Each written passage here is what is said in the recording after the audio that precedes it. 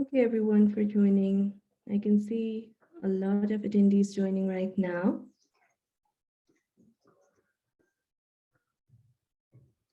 Welcome to the United Nations Forum on Business and Human Rights. Thank you everyone for joining. I can see a lot of attendees joining right now.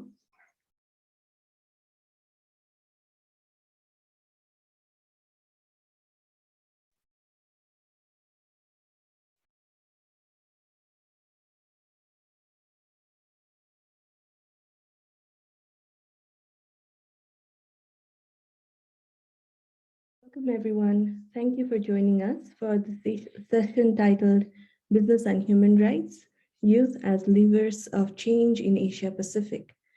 I'm Monica Shrestha from Q Design, and I will be a technical facilitator today. If you have any questions for the speakers, please use the Q&A box.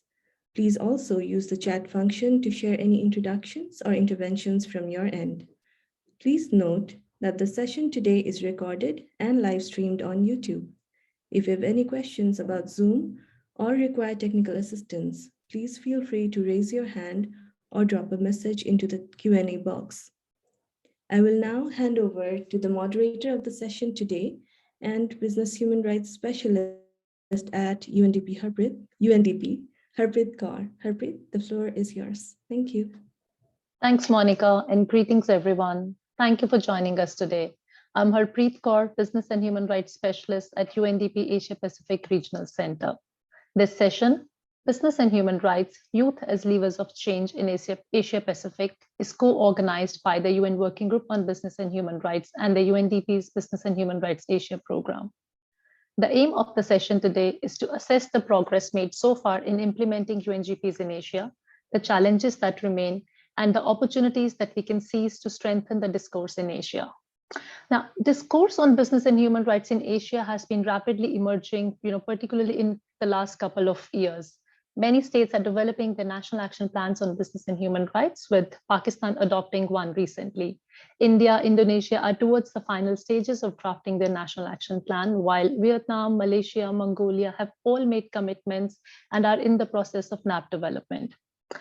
If we look at the thematic issues or the priorities that these NAPs have, that the priorities that are there in the national action plans in the region, we see some of these recurring themes, and these themes are labor rights, environment, land, environment and natural resources, corruption, public procurement, privacy and data protection, human rights defenders, gender equality, cross-border investment, and that kind of pretty much sums up, some of the key challenges that we have in the region in the context of business and human rights.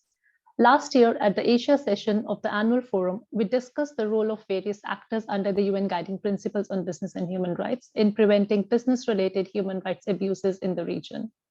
The 2020 UN South Asia Forum on Business and Human Rights, as well as the UN Responsible Business and Human Rights Forum, highlighted the lack of one of the key actors in this space, youth. Youth engagement in the business and human rights agenda was constantly, that was one subject that kept constantly coming up in the recent forums that we've been organizing. And we see that as a missed opportunity. I mean, particularly because, the world today is home to 1.8 billion young people, over half of which live in Asia, the largest generation of youth in the history. They have the potential to galvanize support for responsible business conduct as consumers, as investors, political activists, students, lawyers, entrepreneurs, social media campaigners, defenders, and future business executives. In fact, they have been leading on many critical human rights issues. And in that context, with me today, we have these young leaders who would discuss the challenges and opportunities to the effective implementation of the UNGPs in Asia and would tell us how practitioners like us can harness the role of youth as levers of change in promoting responsible business conduct and holding corporates accountable for harm to people as well as planet. With that, I would now like to introduce our panel today. We have with us, and this is in no particular order, Zoha Shahid, the Senior Research Associate at the Research Society of International Law in Pakistan, Mohan Ravidas, President Jagoran Youth Forum Bangladesh, Noura Al Suleiman from Insaniyat Project Manager at Migrant Rights Org. We also have with us Chelsea Islan, an Indonesian actress, model, and activist, Justin Jose, the PhD candidate at University of South Wales in Sydney. And we have with us Malan, who's a youth activist from Myanmar. Also, just a note here, Malan would not be able to switch on her camera here because of the security concerns, and we would try to protect her identity. And really thank you, Malan, for joining us today and taking this stage.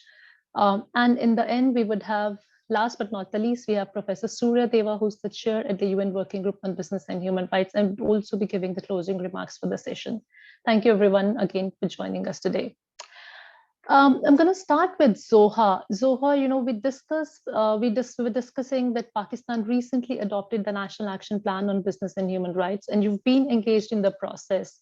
Can you share some of your experience with us, and particularly reflecting upon what role was played by the young people in the development process in Pakistan, or if you've seen any engagement with young people in the similar policy development processes in the country, and any reflections on the region? The floor is yours, Soha. Thanks. Right. Thank you so much, Harpreet, and for inviting me and giving me this opportunity to speak with regards to the National Action Plan on BHR for Pakistan. The process for the NAP started back in 2019, I believe, when I joined the Research Society of International Law as well. And we were supposed to give technical support to the Ministry of Human Rights in developing the National Action Plan. And we followed the exact same template that has been provided under the guidance of the UN Working Group.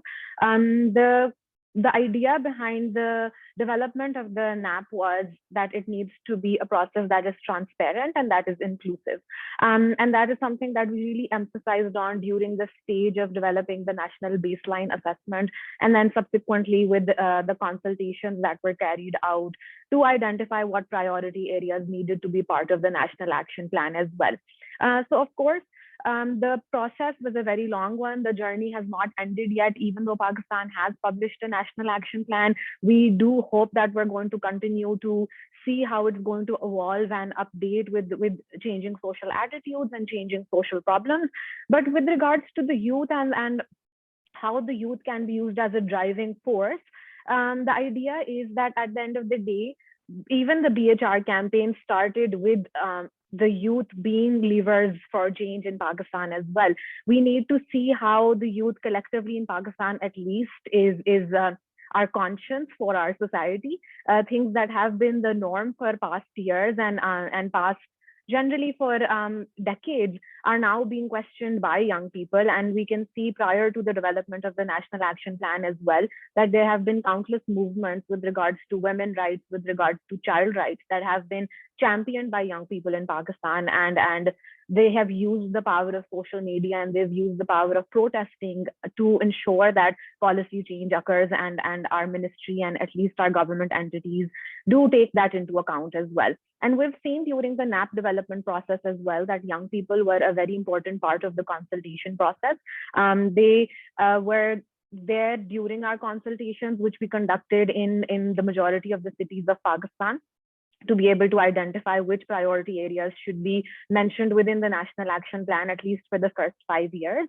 And in my experience, at least, not to discount anything that everyone else has done, but for young people, at least, I think they are a very important part of the discourse. They come with data, they come with ground realities, and they really understand how to use that to be able to ask the ministry or at least government entities to bring some change. And I think that is something that should be a very integral part of any policy development process. And within the Ministry of Human Rights as well, I've seen a shift in terms of understanding and trying to recognize the power of the youth in Pakistan. I remember when we started the NAP development process, a person actually asked me when I went into the ministry that, oh, does the minister listen to you when you sit in these consultation sessions? Do people listen to you and do they think that you know what you're talking about? And my response was that if you know what you're talking about and you have enough knowledge and you are able to convey it, I have seen people being responsive to you. And that is something that the youth really understands in Pakistan, that at least if you're coming with information, and if you're coming with with generally a perception that the government or generally organizations in Pakistan are going to be receptive to, then at the end of the day, you are listened to and you can effectively introduce change as well. And at least in Pakistan, with the Aurat March, which is the movement for the empowerment of Pakistani women. And we've seen countless protests that were carried out by the young people, especially with regards to the protection of labor rights. So, for example, a clothing company here had allegations against them because they were not protecting labor rights and they were not entirely paying compensation to their workers. And protests occurred, and the young people, they were on the roads, and they ultimately ensured that there was a conversation, at least between the brand and its workers, and it was ultimately brought to the end as well, and compensation was given. And we've seen that things like these, especially with regards to cases of sexual harassment as well, we've seen how social media campaigns are used to create awareness, and that I've seen within the development of the NAP on BHR as well. The youth especially has really used the social media platforms to ensure that the NAP gets awareness. And of course, that has been something that is now being used by the Ministry of Human Rights as well. We've seen that social media is now a great tool to create awareness and to create discourse. And that's something that has been recognized by government entities as well. And they're using young people and using their knowledge to generate that sort of awareness and generate that sort of conversation that is really needed. And I think at the end of the day, any NAP on human rights or on BHR requires that sort of inclusivity. We need to be able to look at different perspectives. We need to be able to bring different people onto the same table. So business owners are sitting with lawyers and young people and social media activists, and we can create that sort of conversation. And that has been something that I've been a part of, at least in Pakistan, and it has been a refreshing change, at least from our end. But thank you so much for for giving me this opportunity, and I really hope that we have a good session here. Thank you.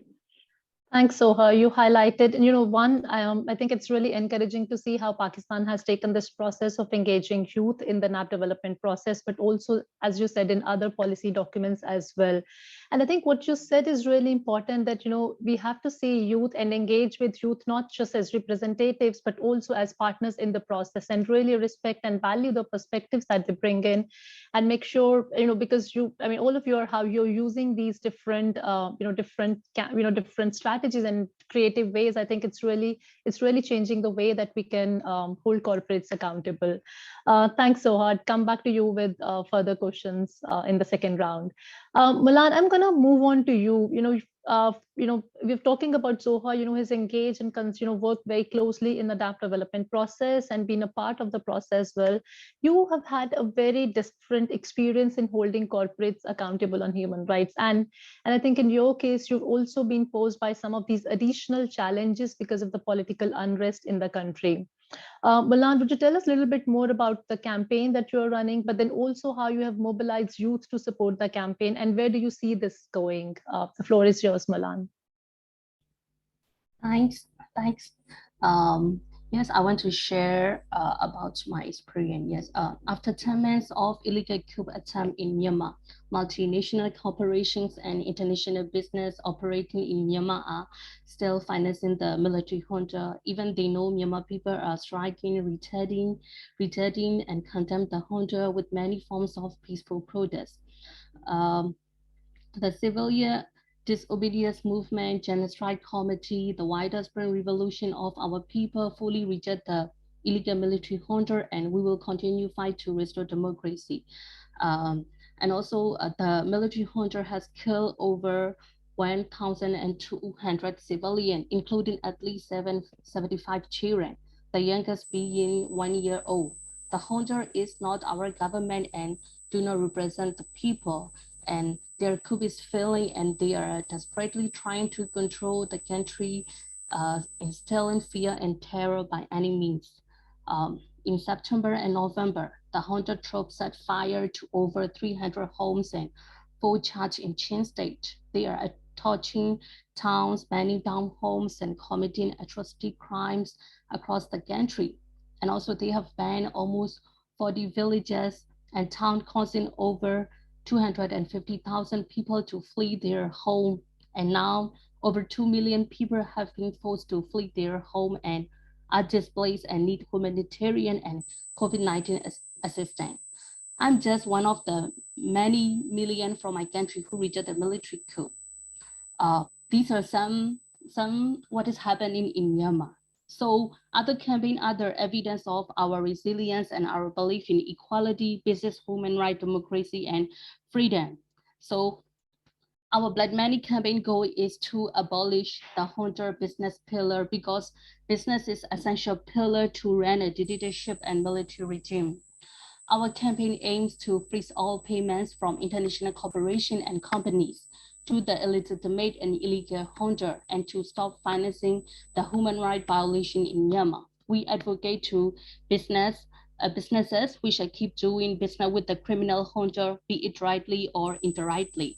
Now we target to multinational billion-dollar companies like Total Energy from France, Chevron was Unicorn from USA, POSCO from South Korea, PTTEP from Thailand, Petronas from Malaysia, and many other fossil fuel and natural resource mining companies which are joint venture with the Myanmar Oil and Gas Enterprise MOGE. They are catalysts for May Online and SIGCOMC, the military council, to continue to purchase and produce massive weapon aircrafts to use for illegal airstrike on village and town.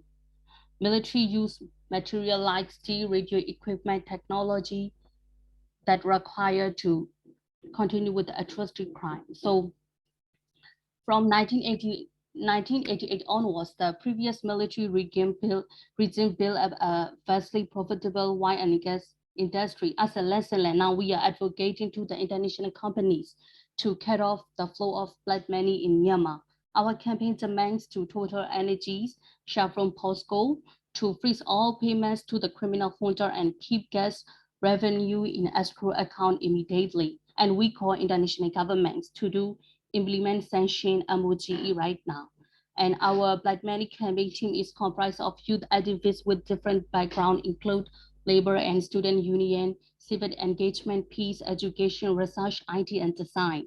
We mobilize in Myanmar, start doing by public awareness about MOGE, the military junta, how they issue with gas revenue for civil war, Rohingya genocide, and atrocity crime in 2021 revolution, and they are wealthy. And about how supported the junta from corporation businesses. And we advocate to our public this campaign and how relate with our revolution. So youth activists, international and local organizations support our campaign with many ways. Yeah, thank you. Thanks, Milan, for highlighting some of these challenges that you're facing. I think it's also, it also kind of does becomes difficult and additional risks to your security, particularly as human rights defenders in a situation that you've been managing. So thank you for keeping this fight. And I do have another question for you, but let's move on to Mohan for the minute, and then I will come back to you.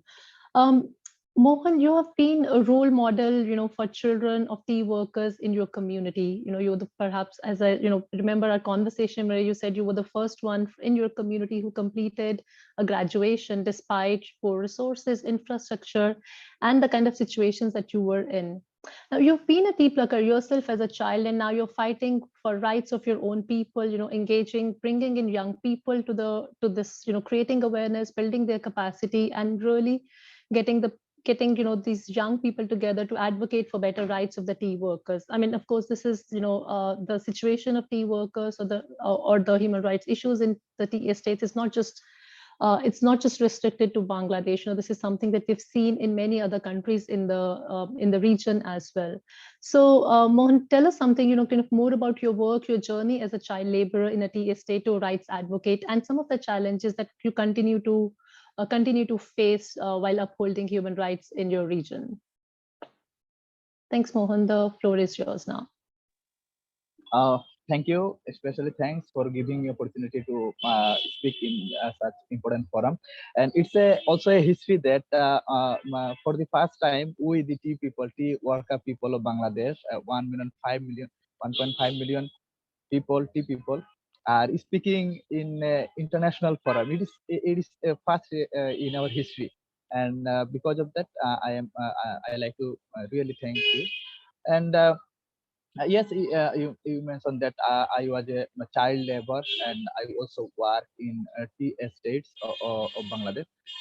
You know that there are 160 estates where 1.5 million tea worker community are working. I think that the tea estates are the state within the state Bangladesh. It is separate state because here we have no any land rights. 1.5 million tea worker community right now are landless. Can you imagine? And we are only getting $1.5, only $1.5 working from morning to evening. Can you believe it? Can you believe it? Our wages is very much low. You think that in tea estate, education is totally disallowed. We have no any permission to be highly educated, and from these barriers, change myself and I be educated. And when I was a child labor, I think that my generation, my father, my grandfather, all are working in tea garden. I am also working in tea garden. If I don't be educated, then my future generation also will work in tea garden. Then I stand up and I think that I should take higher education. Higher education. If it be very much difficult, I will go through these difficulties, but I have to take higher education. Then I admitted myself in schools, and it's my pleasure to inform you that I have completed my graduation from University of Dhaka, the highest educational institution of Bangladesh, and which is very much inspirational for our community. And when I get admitted in University of Dhaka, I found that I am a single person. You know that in university, in Dhaka University, there are more than 50,000 students, but I am alone from the community. I decided that I should educate my community, and I started my journey from that 2009. From 2009-10, I started my journey. I educate my students. I have established coaching centers. I have taken educational workshops, and I share my story that I was also a tea worker. I also worked in tea estates. I stand up. I become graduated from University of Dhaka. You should also take education. They also rise up, they also stand up. And it's my pleasure to inform you all that there are 25 students studying in different universities from our tea working community. And you also know that tea company are thinking that if the tea workers will become educated, become aware, they will not work in tea garden. That's their policy. And only for that, they are not wearing. We in tea garden, we have no any facilities to live our life, and we have no any permission to go outside tea garden to buy necessity things from market. And that's why we are very much deprived.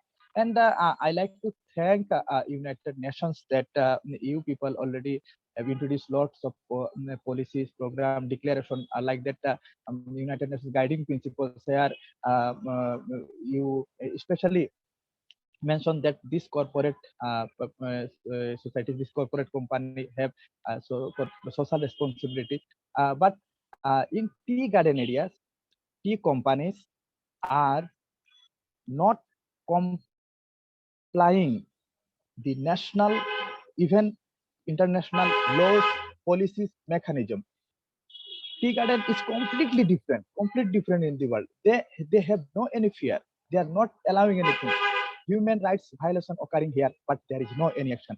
I like to thank Bangladesh government. They have also initiated. They have also formed laws, policies to protect us. But these tea companies, these corporate, also are not or also not complying the not obeying the rules, regulations, and laws, policies of Bangladesh government.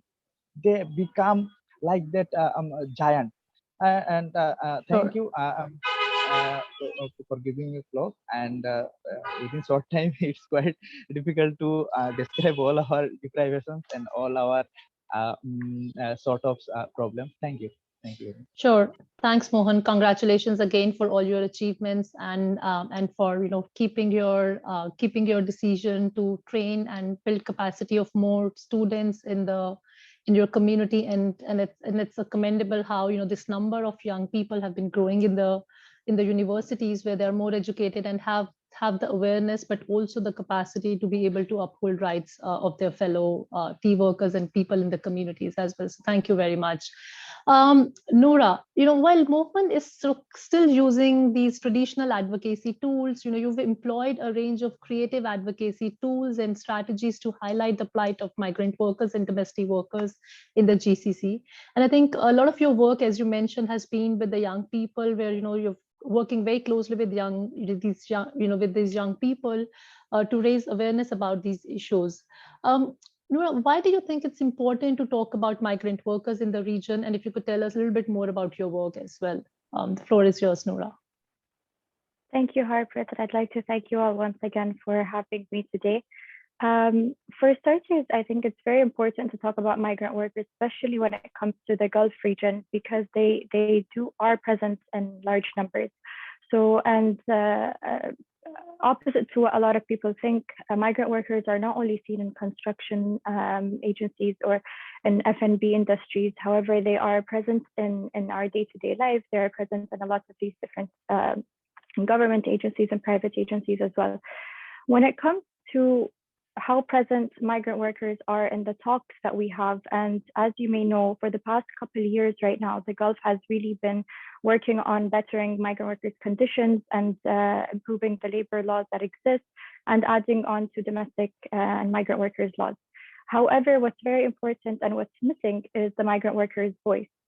And what we try to do in the work through Insaniyat and through Migrant Rights Org is we, as the youth, we try to for the temporary period in which migrant workers' voices are missing, we try to emphasize their voices, and we do this through campaigns. So Zuha, thank you so much for mentioning the power that social media has, because we really do rely on that. And because the youth are going to be future employees of migrant and domestic workers, we do try to make sure that they are very aware of the different conditions.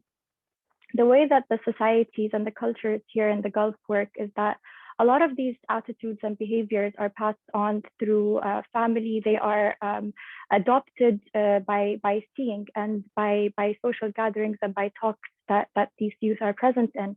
So what ends up happening is that they grow up practicing the same behaviors.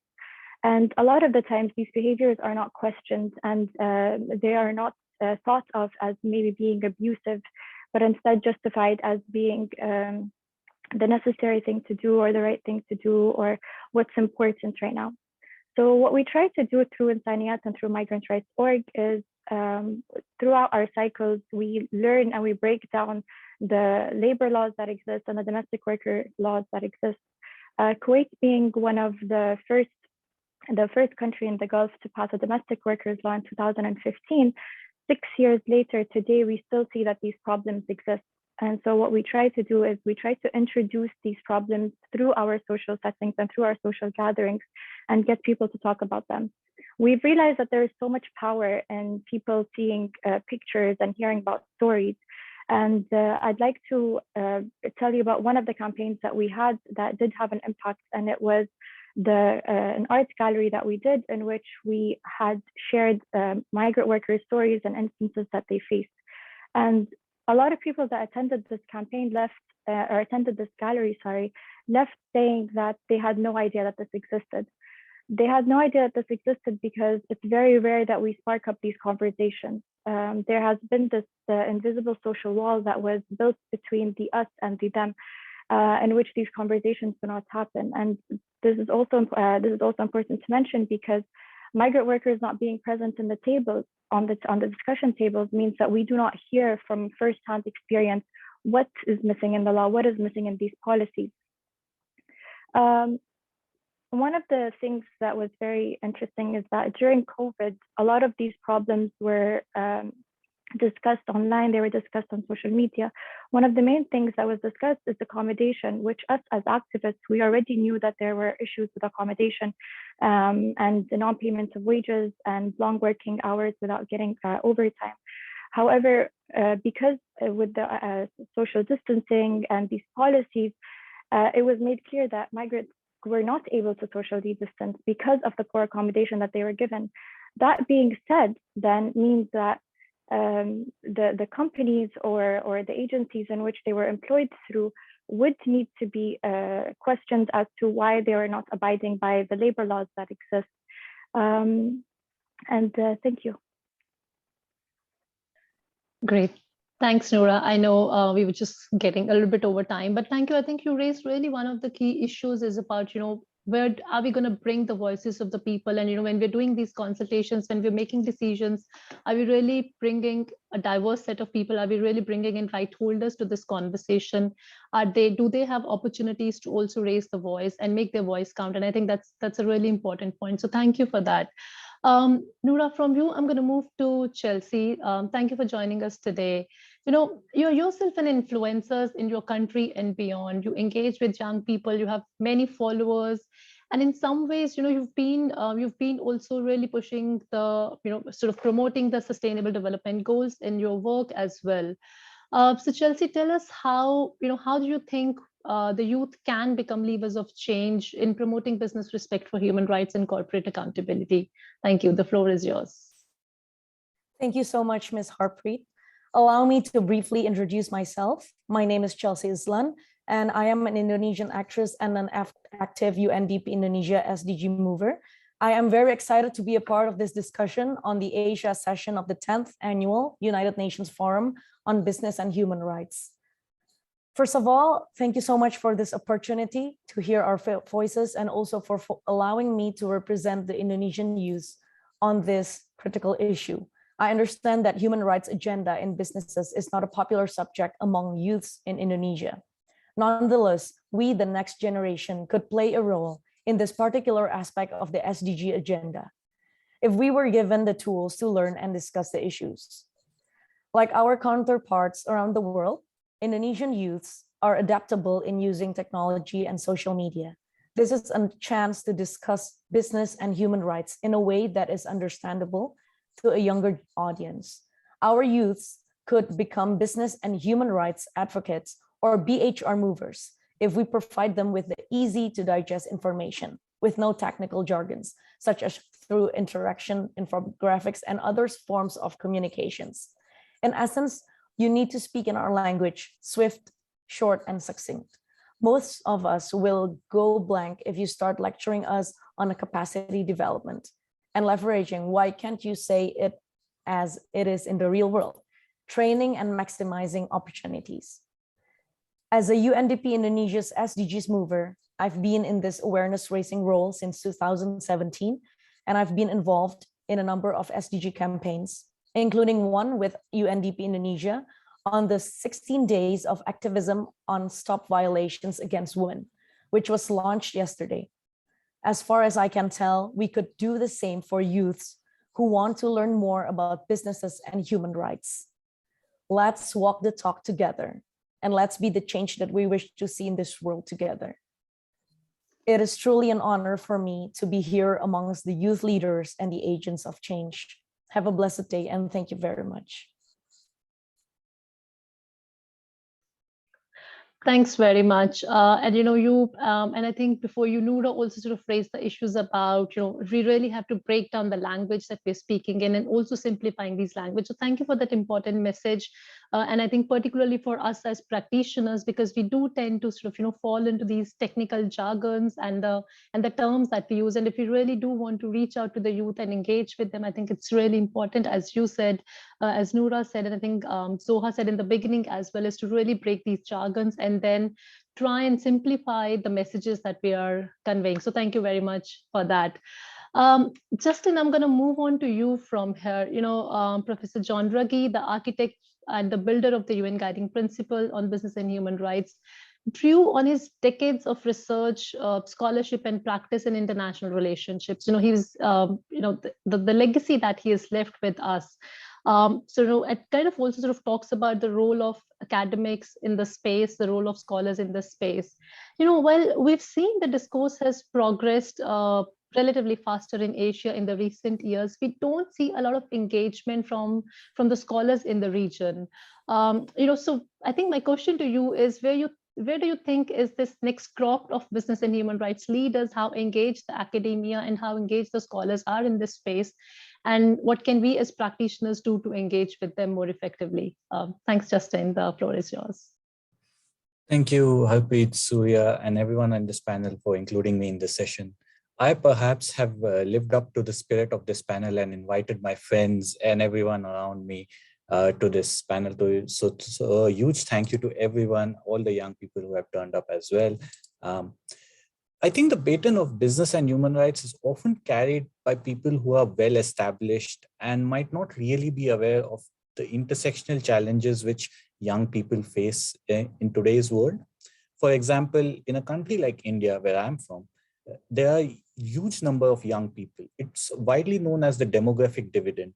But the question is, are we taking this opportunity to train more young people in raising awareness on business and human rights in India and in Asia in general? And if not, what is the best way to do it?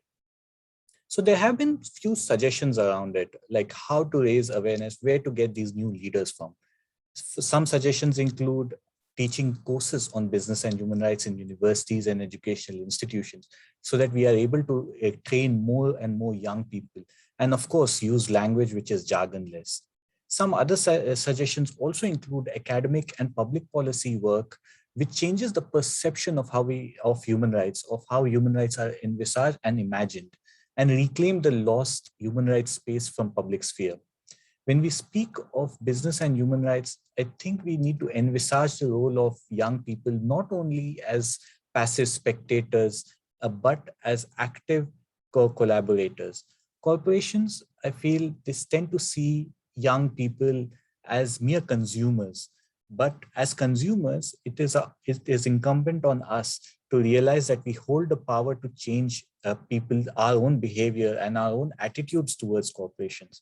And I think as younger academics, these newer perspectives can be used to galvanize new ideas. The next set of leaders, I think, would emerge from different backgrounds, even from younger scholars engaging in academic discourse would be of great benefit to business and human rights. But unfortunately, a lot of young academics are engaged in fashionable and attractive topics. Maybe business human rights is just not as fashionable yet. And I think there's also this need for giving the right platform to younger academics and younger scholars to raise awareness, engage, and allow them to also connect with other younger people so that it moves as a system. From a more academic perspective, I think we keep lecturing and publishing on corporate capture of business and human rights. But I think BHR as a field might fall into this type of idea capture, where the same ideas go round and round in a circle. I think to break this chain of what I call idea capture, I suggest including younger academics who are well aware of the intersectional challenges and increase opportunities for them to engage more broadly with the whole academic discourse on business and human rights. I think it is only when we include the diverse voices do we get newer ideas. And by working with young people, I believe the field of business and human rights would be richer. Thank you. Great. Thanks, Justin. In fact, while you were making your remarks, I was also thinking, do we have, everybody has to be a lawyer or, sort of in the background of a business and human rights if these are the people that we want to engage. but I was also thinking about people who are studying fashion or engineering or environment or sociology. I mean, all of these are interconnected agendas, right? This is business and human rights agenda is kind of not in isolation. We don't have to put it in silos. In fact, there have been lots of conversations about bringing these different agendas together. And I think there is a lot of space where these young academics from different disciplines can come together and then take the agenda forward. And of course, that's how perhaps bringing in more ideas and get away from the idea capture, as you said. So thank you for your remarks, Justin. I would also just like to remind the participants that they do have an opportunity to ask your questions here, but also the chat function is on. So if you have any comments or any remarks, please do add in the chat section as well. And if you can add your questions in Q&A, we would bring all the speakers at the end for a Q&A round as well. Thank you. I'm gonna maybe change a little bit from our the format that we're gonna follow, to sort of bring Professor Surya at the end for closing remarks, because I think some of the really interesting topics and conversations have come up here, and some of really the key themes and ideas have emerged from these voices today. Surya, if I could bring you in at this moment, and just any reflections, immediate reflections that you have from having listened to these 6 young leaders from diverse field, diverse backgrounds, but I think also really raising different perspectives on how they are engaging with the business and human rights agenda as well. So your brief reflections, Surya. Thank you, Harpreet, and thank you everyone for these excellent reflections from different perspectives, from Myanmar to the classroom or research settings in Sydney, to Pakistan, to the tea gardens. And I'm already learning so much. I used to think about Facebook as the state within a state, but today I learned about tea as state within a state. I learned about the corporate capture of ideas or idea capturing, So I think this is definitely a learning experience for me as well. And I consider myself to be a student of business and human rights. I'm no means a youth, so don't really fit well in the session, but I was trying to look back when I started my journey 21 years back in this particular field. I was perhaps more akin to the participants and the panelists this session. And I was thinking, I had no idea about business and human rights then. So the youth of today are definitely far ahead than I was, I will speak for myself, than I was 20 years back. And if we do not use this opportunity and we don't give them the space that they need to push the business and human rights agenda, I think we are definitely going to miss a key opportunity. Of course, the UN guiding principles primarily look at states and businesses. But I strongly believe that we need multiple levers of change. And I'm very glad that we are able to do this session together with UNDP and explore the role of youth in this lever of change. And I think this issue also came out in terms of the adaptability and resilience and creativity. I have been amazed by the youth on the streets, I would say, whether these are the streets of Hong Kong or Thailand or India or Myanmar or anywhere else. I think youth have been very, very creative. And I very much hope that we give space to youth of the world and they can work with us to overcome some of these challenges, because they are perhaps more adaptable. They are perhaps more innovative than us, in my view, and they know how to solve these challenges better than us in some of the situations. So I think we need to nurture, work with them, not in a vertical space, but in a horizontal setting where they are partners, collaborators. And I think that issue came up. It's not just we trying to help them, rather we working together to move the governance challenges together. And I think that is very exciting. And if I just mention my last point, let us take climate change or new technologies as an example. So I think when it comes to new technology, I'm totally dependent on my sons who are very young, right? And I think that provides me the idea that probably I'm not good enough to deal with those challenges. Let us take climate change. Climate change is going to impact the youth more than us. And I think, I see the relationship twofold. One is they can adapt better to the changes, but also they may suffer more than us. And because of these two factors, I think we need to create more space to the youth leaders. So a huge congratulations to all the speakers and for the UNDP as well to join hands with us to organize this session. And back to you, Harpreet. Thank you. Great. Thanks, Surya. I heard adaptability, resilience, creative, innovative, and as partners and collaborators. And I'm already feeling very old when you're saying all of this. So thank you for that. But I do have a couple of questions that I was hoping to ask the panelists here. But I see there's a question in the Q&A. It's an anonymous attendee. So yeah, anybody can answer this question. I think this is to all of you as the panelists. So congratulations to all of you young speakers. The question is, what sparked originally your interest in business and human rights? How can we spark the same interest from some of your peers? Anybody who would like to answer?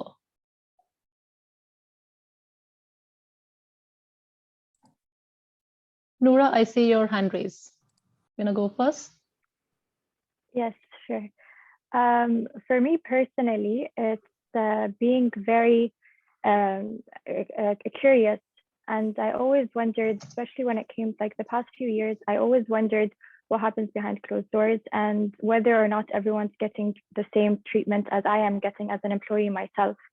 And I also was able to address my own privilege being a Kuwaiti working in Kuwait. I was able to address the privilege that I had in being able to speak freely about these issues. And knowing that and seeing that, it was also made clear that I wasn't the only one. So being able to have these open conversations with my peers and my colleagues and even my family members in areas and in places in which these conversations did not exist before. Fast forward a few years now, being working in this field, I see that they are being sparked by others. And also another thing is you need to, when it comes and what type of support you give these businesses, it's very aware for us to be very conscious consumers. Want to support these entities in which they are not getting the same respect to migrant workers who are the backbones of these businesses as we would hope for them to. So really, it's just curiosity. So ask yourself these questions. Do I want to support this entity? Do I want to support this business? And if you acknowledge the privilege that you have to speak up about these issues, boundary, push your privilege to the max, and then you'll be able to see that you're not the only one who is thinking about it, but maybe others just needed someone to start speaking about it. Thanks, Noura. I see Zoha here. Zoha and Justin have raised hands. So Zoha, you want to go first and then Justin?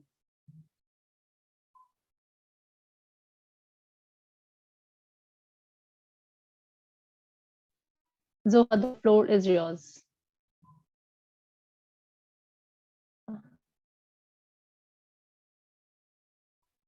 Seems like Soha is having some technical difficulties. Justin, you want to go first until we fix this technical issue with Zoha? Thanks. Sure. So I wanted to answer the next question which has emerged, which is how to really substantiate youth movements in advocating corporate responsibility.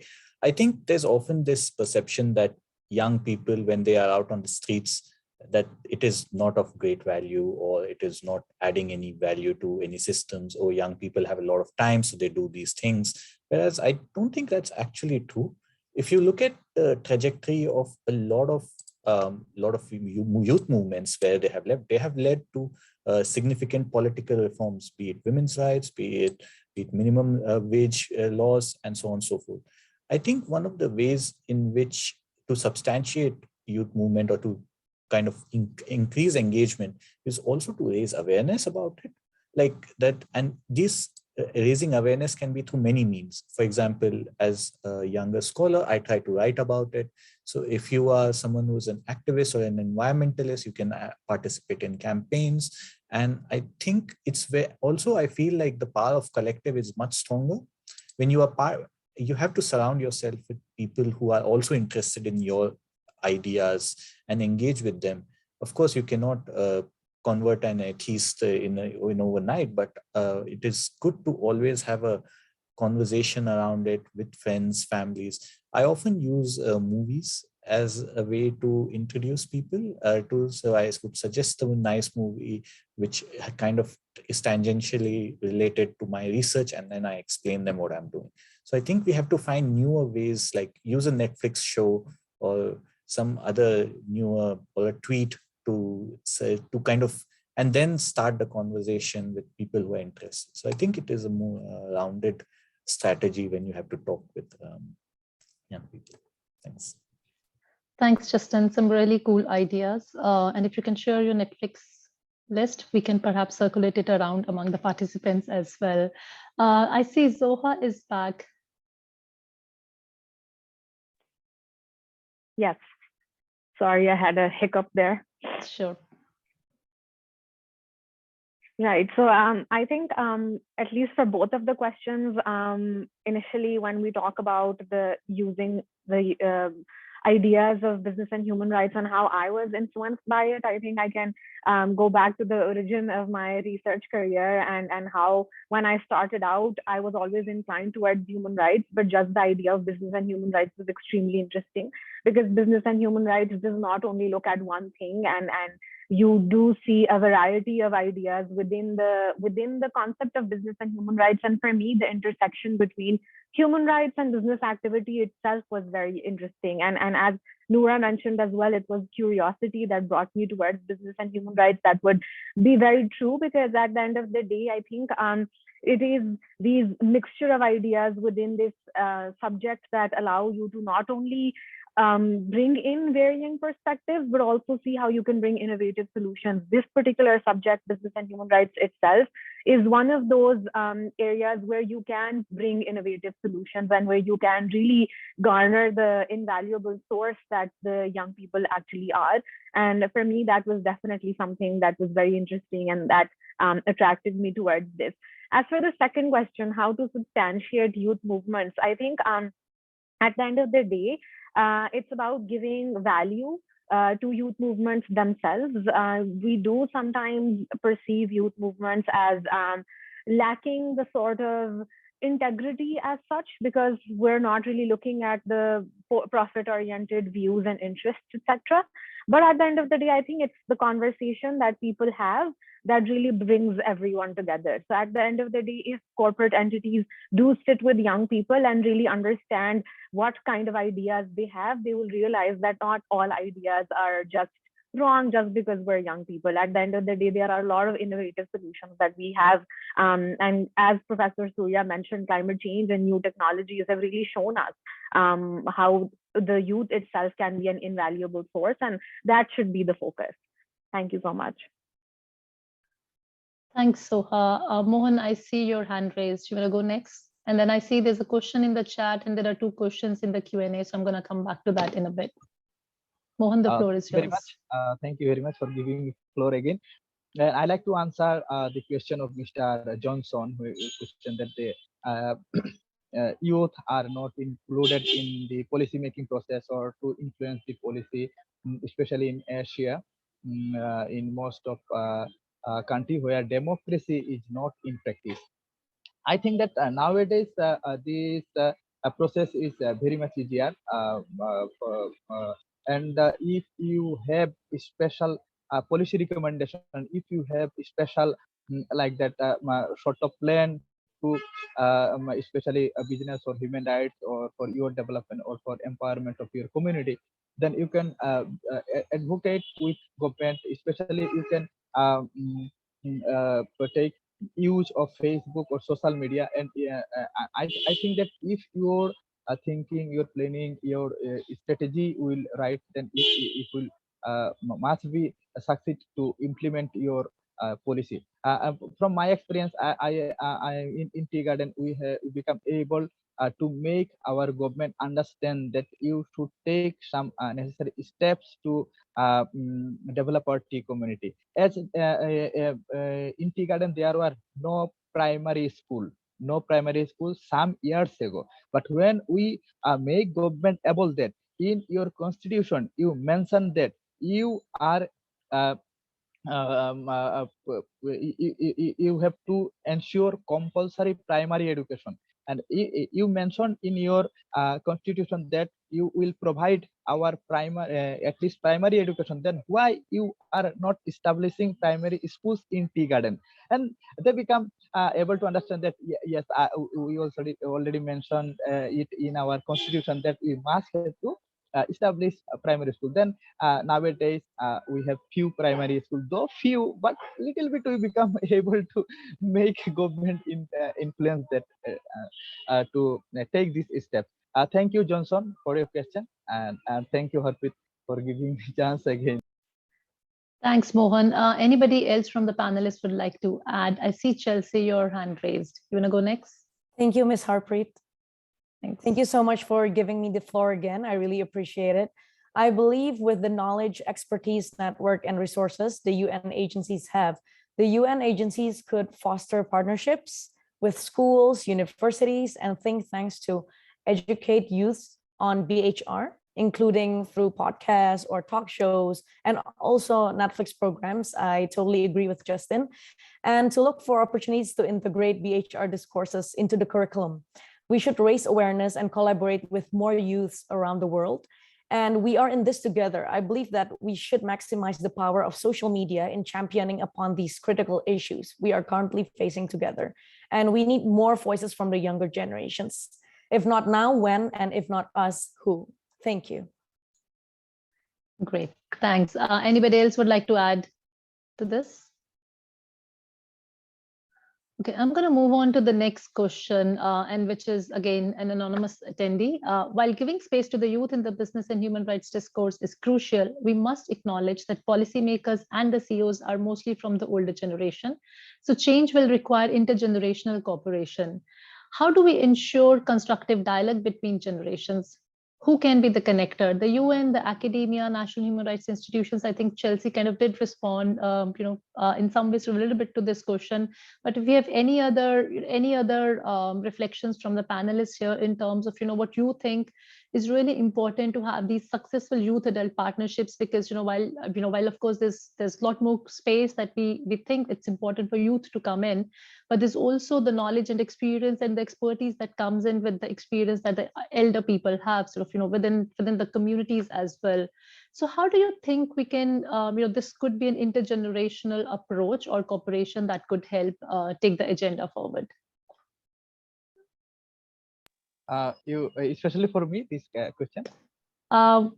Mohan, if you want to add to this, sure, please go ahead. And then I see Zoha would like to respond to this question as well. Of course, Johan, yes. Johan. It's okay, Mohan, you can go ahead and then we'll ask Zoha and Justin. I see both of their hands raised. So if all of you can take maybe a minute each, that would be helpful and we can respond to more questions as well. Thank you. Mohan, you can speak now. Thank you, and a little bit sound problems. That's why I and for this I also get chance. And yes, business and human rights nowadays definitely a crucial subject or discipline or a matter of dialogue. And we should raise awareness among the stakeholder who are violating human rights. Most of in Bangladesh or Asian context, most of human rights violation are occurring or happening in the corporate world. Corporate world, business world is also violating the human rights. And on the other hand, if we think that business is business, human rights is human rights, and the study of both should learn people or should introduce in universities, introduce in the national international dialogues, and it will be very easier for us who are affecting for business or whom human rights are violating. It would be very much helpful for us if it come in a practice in the world. Thank you. Thanks, Mohan. And Zoha and Justin, while you're responding to the question that you were supposed to respond before this, if I also see there's another question which is about, which is asking what are the different ways to involve youth in decision-making processes, including businesses, and how we can close the youth gap close the gap youth may face from the current economic political system. So I think I'm kind of trying to combine the two questions, which is sort of not just looking at the intergenerational cooperation, but then also how do we close the gaps that could be there because of the economical or the political systems, or even the social norms that are there. And I think so if you can sort of and I think Justin, you also sort of talked about the diversity as well. So in terms of particularly, it's not just the economic and the political system, but then also in some way, the structural inequalities are there, the kind of barriers that we face because of the social norms, and particularly around gender norms. And if you can have any reflections on that. Thanks. So how you want to go first? And then Justin, thanks. Thank you so much. So both questions are extremely interesting. When we talk about the intergenerational gap, I think three things are really important: patience, collaboration, and being receptive. I think at least within our communities, we've seen that generally there's the discourse within adult populations are that these people don't know what they're talking about. So if we have specifically patience and we really understand, there's not much of a divide, and young people understand what issues exist, what are the risks, what are the challenges, what are corporate priorities even within the field of BHR, we will be able to bring all of them together and ensure collaboration. There are a lot of things that young people are good at. There are a lot of things that adults are good at, considering the vast years of experience that they have. And I think the whole idea is for both populations to really understand that we have an opportunity to learn from each other and to be able to use that knowledge to create a better world. Because at the end of the day, that's the goal. The goal is being better at community level, at state level, at the global level. And that sort of encouragement is needed within both populations to be able to identify what innovative solutions we can have for the risks and challenges that we are facing right now. And as for the second question, how do we bring the youth in the decision-making process? And I think for that, the first thing that we really need to understand is that young people as consumers are really aware, and they are an invaluable source of discourse in all of our communities, not just in Asia, but we see that within the climate change discourse, young people have taken the lead. And that sort of is evidence of how we can have that within our communities as well. And for me, at least, there are three things that we really need to do in Pakistan. Ensure that there are youth wings within our government entities to be able to identify their perspectives when we are creating new policies or new legislation, because at the end of the day, everything that is happening for the future is going to affect us more than anyone else. And that sort of discourse and that perception from the young people in Pakistan is extremely important. Secondly, I think we really need to encourage student unions. That is something that, at least in Pakistan, we've seen is restricted and is frowned upon, because student unions are generally discouraged. But that sort of discourse is something that we really need to encourage, and we need to be able to see academic discourse within the BHR field as well. And lastly, I think the fact that there are arbitrary restrictions, especially on social media, is something that is a huge flaw within using youth to create discourse. The fact that Pakistan has seen not one but two YouTube bans means that we really need to evaluate the sort of restrictions that we create on our youth. And ultimately, we do find innovative solutions. The young people are still going to use social media and try and create campaigns and try and use that information that they have. But when we have government support and when we have support from, again, adults as well in the same discourse, then of course the change that we can bring is going to be better. Thank you so much. Great, thanks, Soha. I'm already learning so much, from a lot of these tips that you're giving, to have that patience, collaborative, and receptive approaches. So thank you for that, Justin. Thank you. Zoha has probably covered much ground with her answer. I would just like to add one explanation, one kind of tell you something which happened in my research career, so that it kind of crystallizes what we are speaking about. So in 2018, India launched voluntary guidelines and asked for public comments. I also sent my my comments in, and none of them were accepted. Nothing happened. And then they say, "Oh, thank you for sending. We look forward to your proactive collaboration." And well, the collaboration never happened because they never really cared about my opinions. Nothing was added in the voluntary guidelines. Like nothing I said was even taken remotely seriously, I suppose, which I don't blame them. But I also think like it would be nice to at least tell us like, oh, well, this is a group which you can join in, or have an email list where you can add people. So something as small as, if you ask public comments, if the ministry is asking for public comments, then you do send your public comments. You work for a week and you send your comments in, and then there's no active collaboration beyond that. That also, this kind of experiences also lead us to believe that that this it kind of crystallizes the gap between how regulators and people who make policies versus people who are younger people who are interested in it. So even when we show interest, there has to be a collaboration, has to be some kind of like indulging in your activities. It can't be an authoritative, as Surya before said, like a vertical chain. So, but unfortunately, it happens to be that. So I think one of the ways could be to just encourage young people to include us within the discussions if we show interest. Sure. Thanks, Justin. I hear that, feedbacks are really important. It's really important to give feedback and to stay engaged, but then also provide other avenues and other opportunities, even if things don't work out at that particular moment. So thank you for that. Milan, I'm going to turn to you now. I think there are a lot of questions, perhaps, in terms of the youth advocacy and how how youth have been in how we can engage youth in the decision making processes, particularly in the context of the current political systems as well. If you could also help us understand in some ways some of the challenges that you have been facing, particularly in your campaign and engaging with other young people. When you're engaging with other young people, are they facing any additional barriers, and how are you addressing some of these barriers within your communities as well? Milan, the floor is yours. Yeah. Yes. I'm also a youth activist, and also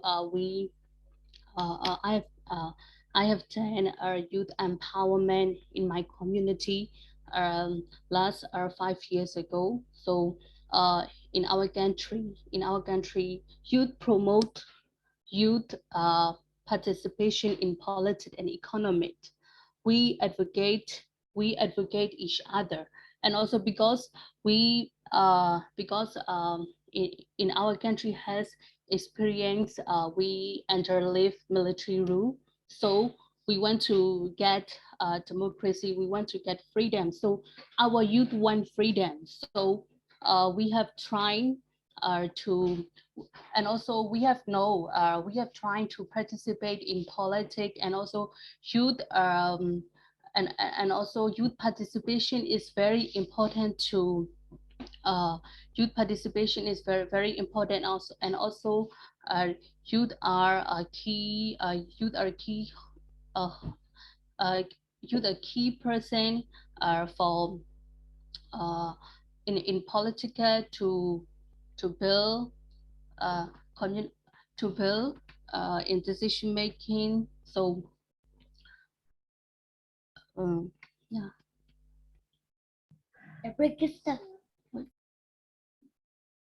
Sure.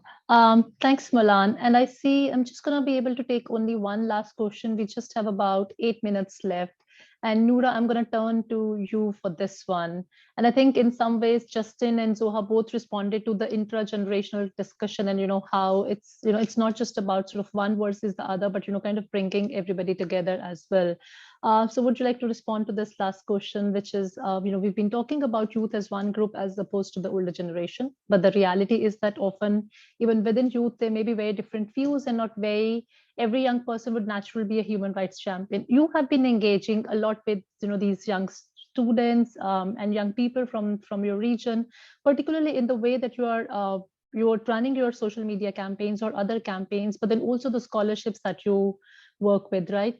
So if you have any reflections on that, that would really be helpful to understand. And I think what we're looking here is, this diversity, again, we are putting all the young people as one homogeneous group. They're not a homogeneous group, right? There's also sort of diversity sort of within that one group as well. So any reflections that you have, Noura, on that? Thanks. Yes, thank you. Wrong with difference of opinions. And at the end of the day, we do all see matters different. It's based on what we were exposed to, and it's based on things that we were raised societies we were brought up in. But I think what's important is within that difference is for us to really peel those layers of the onion, try to understand where that difference of opinion comes from, and where is there room for us to unite under one roof when it comes to what is our ultimate goal. Our ultimate goal can be reached in so many different ways. There are so many ways that were mentioned here. We mentioned Netflix, we mentioned social media, we mentioned just discussions, that we mentioned protests. And there isn't a specific way for us to do things, but it's very important for us to ask the question of why is it that you see matters differently, or why is it that you feel this certain way about the specific matter. Not everyone is going to believe that things are wrong, or that there are so many things that are missing right now, especially when it comes to the Gulf region. Not everyone is going to see the flaws that exist within our policies, or the flaws that exist within the system that are preventing migrant workers from getting access, or the proper access to their rights. But one way to do it is to just approach these differences by asking the question of why you think it's right. And when you down with you might be surprised to see how much they realize about what really is the issue, and what they have just adopted as being the right thing because of their exposure, or because of the conversations that they were part of before, or just growing up. Thanks, Noura. It's such an interesting conversation. I would love to go on, but I'm also cautious of the time, and I see just 5 minutes left. So, closing remarks from everyone. You just got about 30 seconds, and then I'm going to hand it over to Surya for the final closing remarks. Maybe I'm just going to go as I'm seeing the names on my screen. Justin, you're the first one. Thank you everyone for organizing this and inviting me to speak. It was a pleasure meeting everyone, and it's so inspirational to see what everyone is doing. I think these kind of discussions need to continue so that we always keep engaging in a better way, and hopefully in person rather than virtually in the future. Thank you. Great. Thanks, Justin. Chelsea. Thank you very much once again, everyone. And I hope we could actually meet in person and speak about this. And let's walk the talk together, not just talk the talk. And I believe that we are in this together. So let's continue to raise awareness, and let's make a change together as agents of change and young leaders. Thank you very much. Thanks very much. Milan, your closing remarks, please. Hello, yeah. Yes, and also thanks for your participating in this forum. This is my first time, and also I'm really excited to participate in this forum. Yeah, and also we know democracy and peace is expensive, but we also believe in people power. So the more oppressed, the more we revolt. And also we want to be the last generation under the dictatorship, and also corporation and business and international government must listen the people of voice, the voice of oppressed. Great. Thanks, Milan, and thank you very much for joining us today. Noura?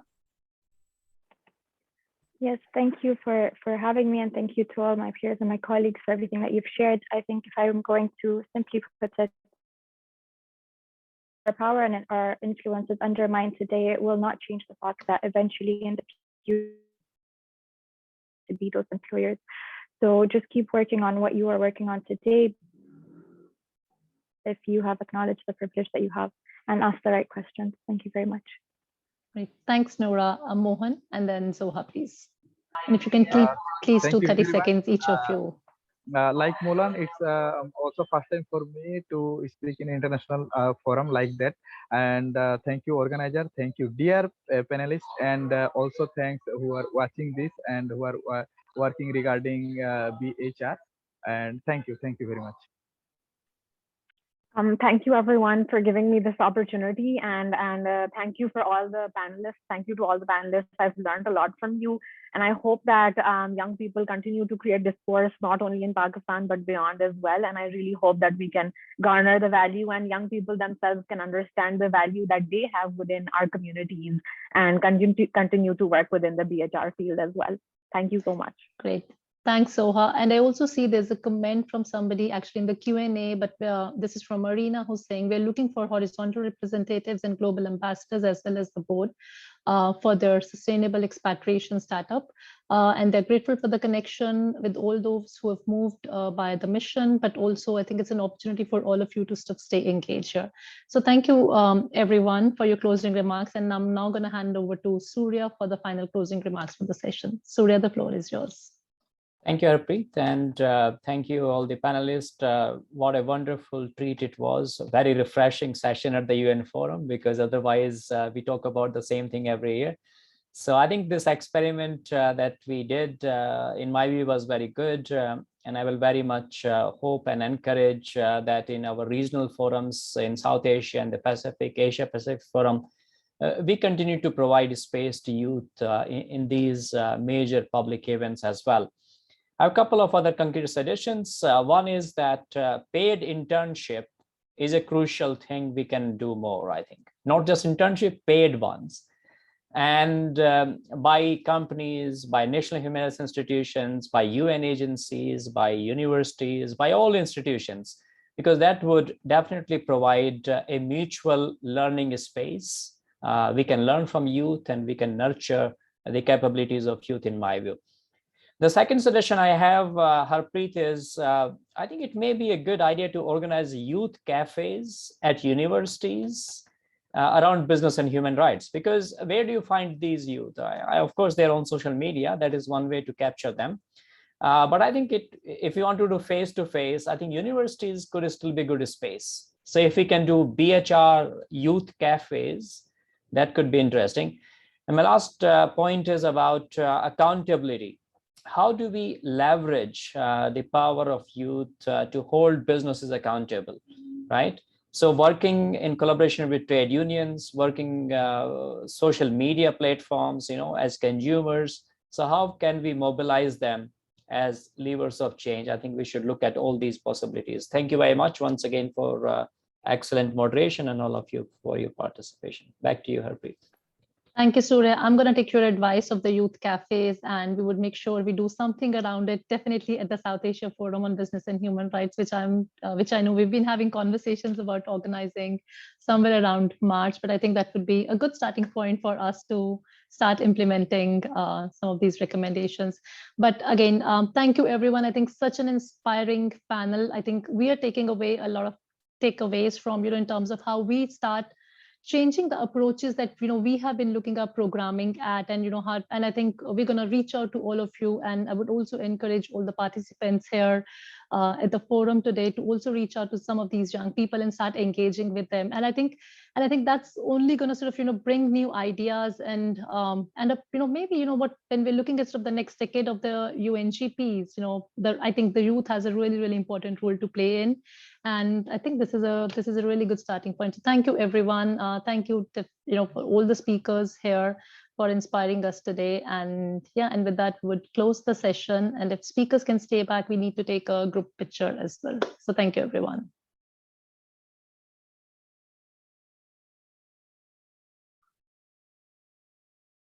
Monica, we can close the session, but if you can take a picture with all the speakers, that'd be helpful. Thanks. Right, I will be taking a picture now in 3, 2, and 1. One more. Right. Thank you, everyone. Thank you, everyone. It was really inspiring. Thank you for joining us today. Thank you so everyone. much. Stay in touch. Thank you, Thanks, everyone. everyone. Stay Bye. safe. Thanks, you too. Thanks.